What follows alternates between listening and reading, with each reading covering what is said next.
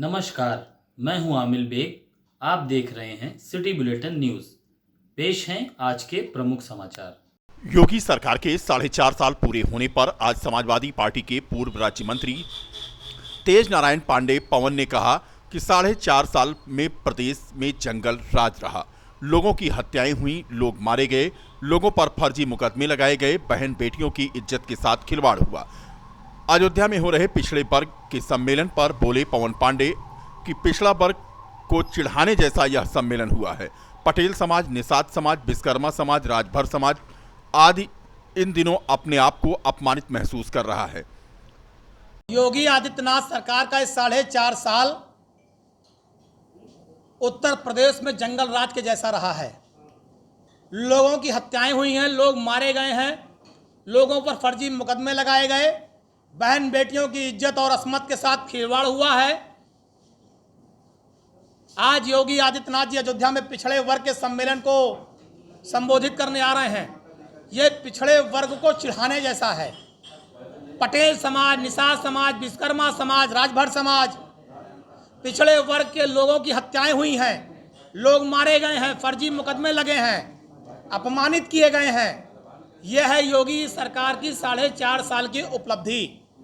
मैं कहना चाहता हूं, चाहे अगड़ा हो, चाहे पिछड़ा हो, चाहे दलित मुसलमान हो, सारे लोग अपमानित किए गए हैं, मारे गए हैं, फर्जी मुकदमे लगाए गए हैं। यह काम 4.5 साल की योगी आदित्यनाथ की सरकार में हुआ है। आज डिप्टी सीएम भी मैंने सुना आ रहे हैं। क्या डिप्टी सीएम साहब वो दिन भूल गए कि नक्सी से उनकी नेम प्लेट उखाड़ दी गई थी? क्या डिप्टी सीएम साहब वो दिन भूल गए कि जब उनकी स्टूल पे बैठे हुए फोटो वायरल की गई थी? अभी जब कल्याण सिंह जी का देहांत हुआ था तो कुछ नेता सोफे पे थे और बीच में नेता एक कुर्सी बैठाए गए थे, उसकी फोटो भी वायरल हुई थी। पिछड़े वर्ग के आते हैं वो भी। तो पिछड़े वर्ग का जो सम्मान भारतीय जनता पार्टी में है, उसको ये पिछड़े वर्ग के नेता स्वयं जानते हैं। उनकी आत्मा रोती होगी कि वो किस दल में राजनीति कर रहे हैं। अगर पिछड़े वर्ग को किसी ने सम्मान भाजपा ओबीसी मोर्चा की कार्य समिति की बैठक का समापन करने पहुंचे मुख्यमंत्री योगी आदित्यनाथ ने आज विपक्ष को लताड़ लगाई। राम मंदिर से लेकर महाराणा प्रताप और सुहेल देव तक की बात की। सीएम योगी ने कहा कि विदेशी आक्रांता इसीलिए सफल हुए थे कि हमारा समाज बटा हुआ था। सीएम योगी ने कहा कि राम मंदिर तोड़ने और हिंदू समाज को अपमानित करने का काम कोई नहीं कर पाता, लेकिन हमारी आपकी गलतियों की वजह से यह सारे कार्य हुए। हमारे समाज जातियों में बट गए, महापुरुषों के गौरव भी जातियों में बटकर रह गए। इसे आपस में विभाजित करके कहीं न कहीं कुछ होता था तो मेरा क्या, यह कहकर लोग पल्ला झाड़ लेते थे। जैसे इस देश पर होने वाला हमला या अपमानजनक टिप्पणी किसी जाति विशेष पर हो, पूरा देश गुलामी की चपेट में आ गया। प्रदेश में माटी कला बोर्ड के गठन को लेकर सीएम योगी ने कहा कि लक्ष्मी गणेश की मूर्ति नास्तिक देश चीन से आती थी। हमें गणेश लक्ष्मी की मूर्ति के लिए चीन पर निर्भर रहना पड़ता था। उन मूर्तियों की ना तो शकल होती थी ना सूरत। कोरोना कालखंड में हमने निर्णय लिया कि चीन से मूर्ति नहीं आएगी। प्रदेश में माटी कला बोर्ड का गठन किया गया। अब हमारा प्रजापति समाज ही लक्ष्मी गणेश की मूर्ति बनाएगा, बर्तन भी बनाएगा। क्षतिग्रस्त करने, राम मंदिर के नाम पर हिंदू समाज को अपमानित करने का दुस्साहस कोई नहीं कर पाता। लेकिन हमारी आपसी गलतियां क्या थी? जातीय खेमों में बांट बांट करके हमने महापुरुषों के गौरव और गरिमा को भी कम किया, और यही नहीं, उसे आपस में विभाजित करके कहीं कुछ होता था तो मेरा तो क्या, ये कह करके हम पल्ला झाड़ लेते थे।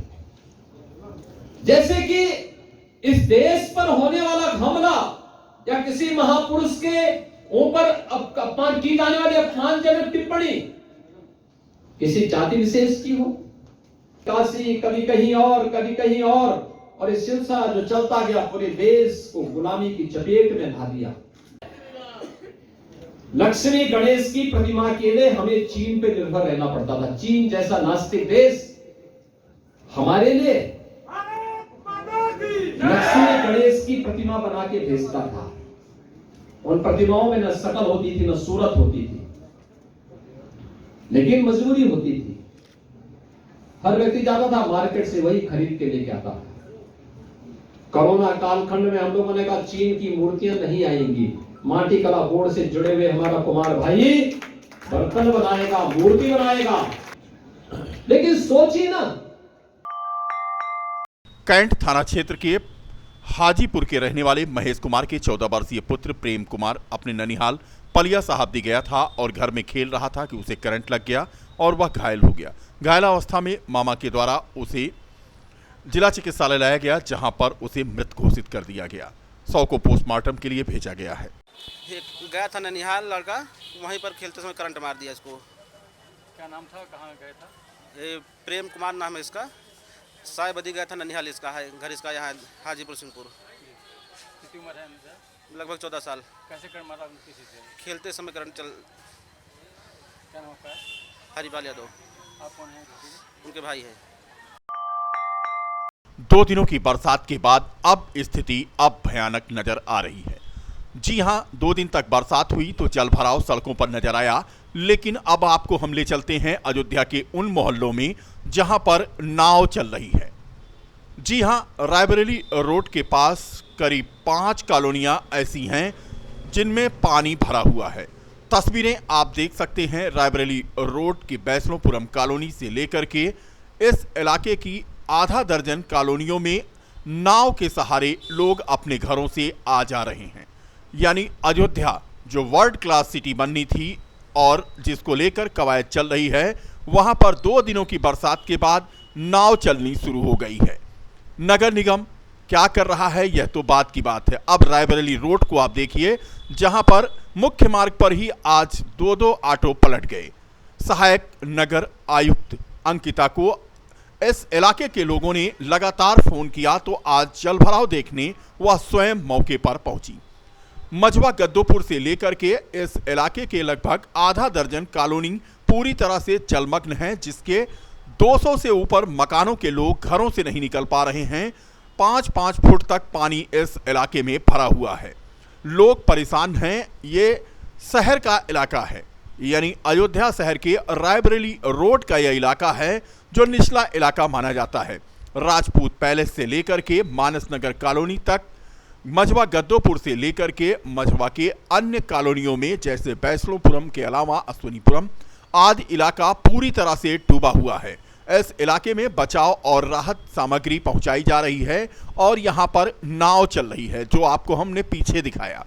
यानी अयोध्या जिसको लेकर के आज मुख्यमंत्री स्वयं अयोध्या में थे और अयोध्या को एक स्मार्ट सिटी बनाने की कवायद चल रही है। लेकिन देखिए किस तरह से स्मार्ट सिटी की सड़कों पर पाबंद लगाने का काम हो रहा है।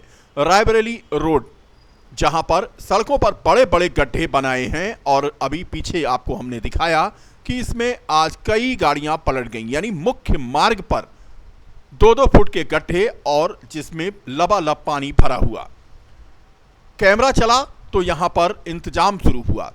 तस्वीरें आप देख सकते हैं, गड्ढे को पाटने की कवायद चल रही है। हमारे मोहल्ले में 4 दिन से लोग शासन प्रशासन के पास एप्लीकेशन लेके दौड़ रहे थे।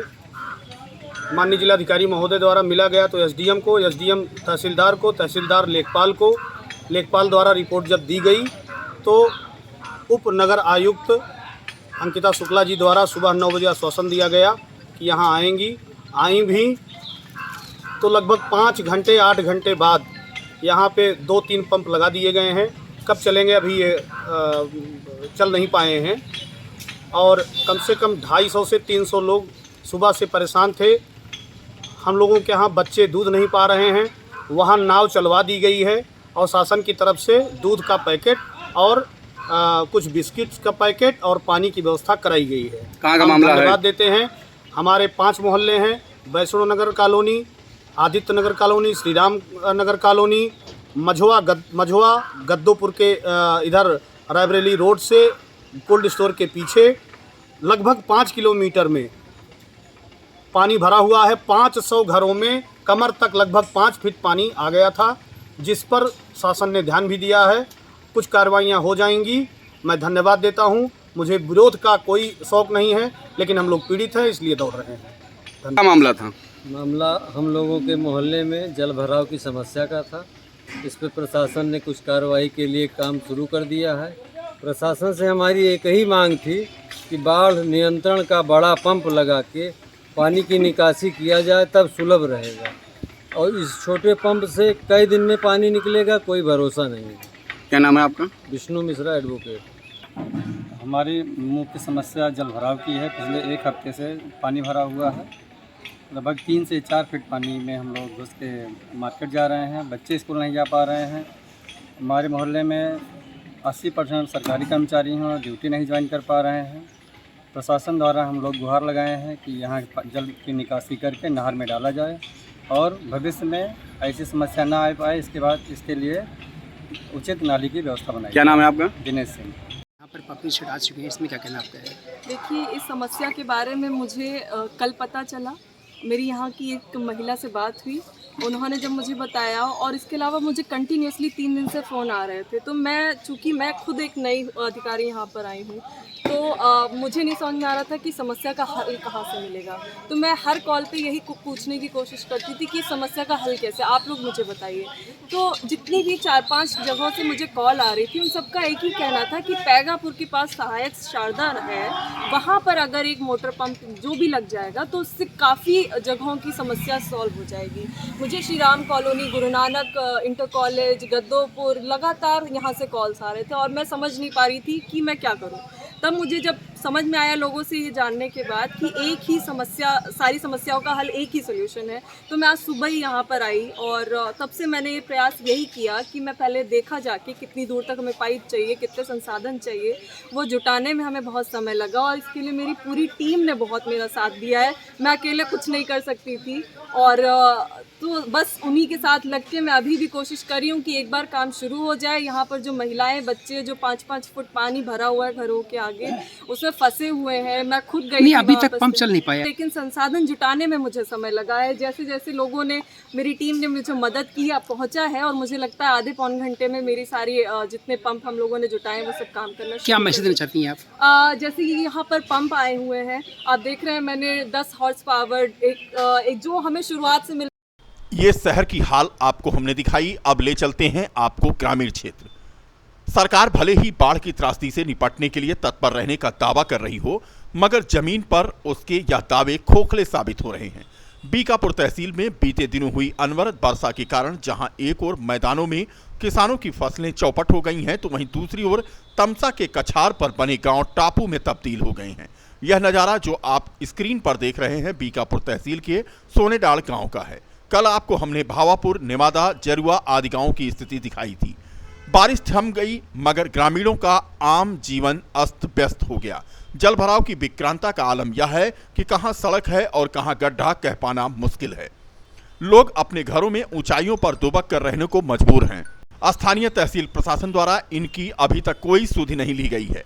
यह स्थिति तब है जब प्रदेश में योगी सरकार बाढ़ पीड़ितों के लिए सजग है और खुद मुख्यमंत्री योगी आदित्यनाथ ने बाढ़ पीड़ितों की मदद के लिए राहत सामग्रियों की खेप तहसीलों में पहुंचा दी है, मगर स्थानीय तहसील प्रशासन बारिश थमने के 3 दिन बाद भी जलमग्न हुए गांवों की सुधि नहीं ले रहा है।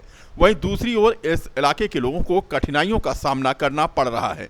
लोगों को अपने गांव से निकलने के लिए पानी से होकर गुजरना पड़ रहा है। उनकी हिम्मत टूट जा रही है क्योंकि ना तो सरकार की तरफ से कोई मदद मिल रही है और ना ही सामाजिक संगठन इस ओर ध्यान दे रहे हैं।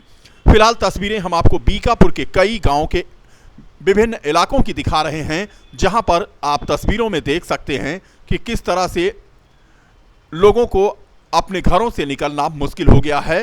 गांव के गांव डूबे पड़े हैं, फसलों की तो बात ही मत करिए। यानी 2 दिनों की बरसात के बाद हालात बद से बदतर अब नजर आ रहे हैं।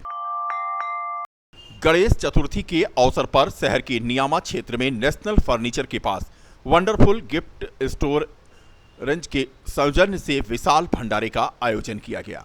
यहां आयोजित भंडारे में सैकड़ों लोगों ने प्रसाद ग्रहण किया। इस संबंध में जानकारी देते हुए शिवांशु सिंह ने बताया कि भंडारे का आयोजन करने का मुख्य उद्देश्य भगवान गणेश के भक्तों को प्रसाद ग्रहण कराना था। भंडारा कार्यक्रम में हिमांशु पांडे, लबी पांडे, अभिनव पांडे, अंशु, वंश, सुमित आदि के अलावा बड़ी संख्या में यहां पर भगवान गणेश के भक्त मौजूद थे और उन्होंने गणेश चतुर्थी के अवसर पर यहां पर आयोजित भंडारे का प्रसाद ग्रहण किया। यहाँ पे गणेश मूर्ति की जो स्थापना हुई थी और उसके उपलक्ष्य में जो है यहाँ पे वंडरफुल गिफ्ट स्पॉट एवं उसकी समिति द्वारा एक विशाल भंडारे का आयोजन किया गया है। इसमें उपस्थित होने वाले सभी आगंतुकों का, अतिथियों का स्वागत है, वंदन है, अभिनंदन है।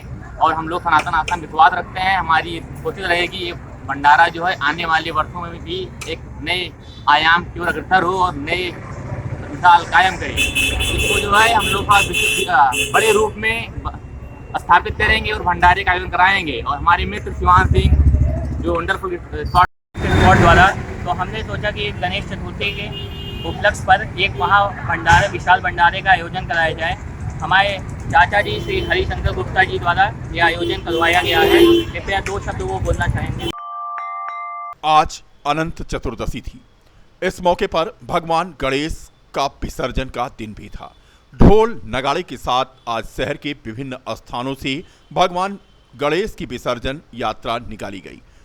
अयोध्या शहर के रिकाबगंज रोड पर स्थित आवास में श्री गृहस्थ गणेश पूजा समिति के द्वारा स्थापित की गई गणेश प्रतिमा की विसर्जन शोभा यात्रा बड़े ही धूमधाम से ढोल नगाड़े के साथ निकाली गई, जिसमें महिलाएं, बच्चे और युवाओं ने भगवान गणेश के जयकारे लगाते हुए शोभा यात्रा में शामिल हुए। इस मौके पर श्री गृहस्थ गणेश पूजा समिति के आयोजक श्री राम गोपाल जायसवाल ने बताया कि हर साल की भांति इस साल भी गणेश चतुर्थी के मौके पर अपने आवास पर गणेश प्रतिमा स्थापित की थी। आज सुबह हवन पूजन के बाद भगवान गणेश की प्रतिमा को लेकर जिला प्रशासन के द्वारा बताए गए प्रोटोकॉल का पालन करते हुए अपने निजी वाहन के जरिए लगभग 5 लोगों के साथ गणेश प्रतिमा का विधि विधान पूर्वक गुप्तार घाट पर विसर्जन किया। इस मौके पर विश्व रामराज्य महासंघ की राष्ट्रीय अध्यक्ष दीपिका सिंह ने भगवान गणेश के चरणों में शीश झुकाकर आशीर्वाद लिया। इस मौके पर समिति के महासचिव अमन जायसवाल, उपाध्यक्ष पंकज अरोड़ा, उत्तम बंसल, राजेश कुमार खत्री सहित अन्य भक्त मौजूद थे। इससे पहले बीती शाम गृहस्थ गणेश पूजा समिति के द्वारा गणेश चतुर्थी के 9वें दिन पर समिति के आयोजक राम गोपाल जायसवाल के द्वारा समिति के 21 वर्ष पूरे होने पर शहर के गणमान्य नागरिकों, पत्रकारों और समाज सेवियों को सम्मानित किया गया। विश्व रामराज्य महासंघ की दीपिका सिंह को जहां यहां सम्मान दिया गया, वहीं उन्हें अंगवस्त्र भेंट करके गणेश की प्रतिमा दी गई। सम्मानित होने वालों में दीपिका सिंह के अलावा वरिष्ठ पत्रकार रूपेश श्रीवास्तव, मनोज जायसवाल, जितेंद्र जायसवाल, पंकज अरोड़ा, महेश सोनी, अभिषेक, अनुराग अग्रवाल, उत्तम बंसल, उमेश मोदनवाल, डॉक्टर गुंजन यादव, नरेश चंद जायसवाल, राजेश गौड़, अरविंद गुप्ता, रोमी, रवि कपूर, पवन कुमार पांडे आदि रहे। इस मौके पर महासचिव अमन जायसवाल, उपाध्यक्ष पंकज अरोड़ा, उत्तम बंसल, राजेश कुमार खत्री तथा समिति के अन्य सदस्य मौजूद थे। शहर के जनाना हॉस्पिटल रोड कसाबबाड़ा में मुख्य मार्ग पर स्थित मेडलाइफ मेडिकल स्टोर का उद्घाटन रविवार को लखनऊ के जीएमसी के एसोसिएट प्रोफेसर डॉक्टर अभिषेक अग्रवाल द्वारा फीता काटकर किया गया। इस संबंध में जानकारी देते हुए मेडिकल स्टोर संचालक तनु अग्रवाल और वकार अहमद ने बताया कि मेडिकल स्टोर सेंटर में सभी तरीके की जांच, ओपीडी की सुविधा के साथ साथ सभी प्रकार की दवाएं उपलब्ध हैं। यहां पर शुगर, बीपी, हड्डी से संबंधित अन्य रोगों का भी इलाज किया जाएगा। उद्घाटन अवसर पर 50 मरीजों का निःशुल्क चेकअप भी यहां पर किया गया। उद्घाटन अवसर पर डॉक्टर एन यादव, संजय अग्रवाल, अनुराग सहनशाह आदि लोग मौजूद रहे। मेडिकल स्टोर के संचालक वकार अहमद शाह ने शहरवासियों से सेवा का अवसर प्रदान किए जाने की अपील की है। जनरल फिजिशियन और यहाँ पे लोगों ने अपना एक मल्टी स्पेशलिटी टाइप का सेटअप प्रयास है, पहल है। इसमें जो है आर्थो सर्जन हमारे साथ जुड़े हुए हैं, डॉक्टर अभिषेक अग्रवाल, आर्थो सर्जन, जो कि KGMC में एज ए प्रोफेसर हैं आर्थो डिपार्टमेंट में। और इसके अलावा भी बहुत सारी सुविधाएं हम लोग चाह रहे हैं कि पेशेंट को जो है कम से कम में एक बेहतर इलाज हम प्रोवाइड कर सकें। इसीलिए इसी एक प्रयास में हम लोगों ने ये एक कोशिश करी है, एक पहल की है मेडलाइफ मेडिकल स्टोर के नाम से। कहाँ पे खोले हैं इसके? ये आपका कसाबबाड़ा में है, GIC रोड पे पड़ेगा। डॉक्टर एन यादव ने पहले भी बहुत सुविधाएं दी हैं पेशेंट को, और अब भी हम हमेशा तत्पर हैं, पूरे तरीके से तैयार हैं करने।